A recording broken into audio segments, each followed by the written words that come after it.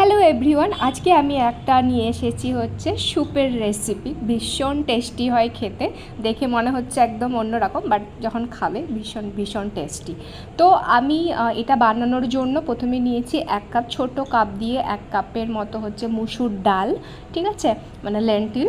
আর তোমরা নিতে পারো বিভিন্ন ধরনের শাকসবজি, যত ধরনের শাকসবজি আছে তোমাদের কাছে যা যা থাকবে সেটা তোমরা অল্প অল্প করে হচ্ছে নিয়ে নিবে।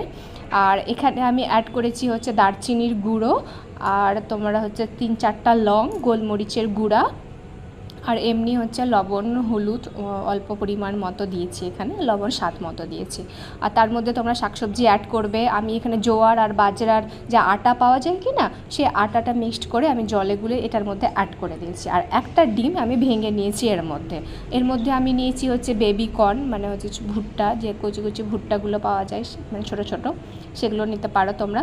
আর এই হচ্ছে টমেটো, তারপরে আমি এখানে নিয়েছি কুমড়োর শাক, ঠিক আছে, তোমরা এগুলো অ্যাড করতে পারো। বরবটি, আমি এখানে বরবটি নিয়েছি।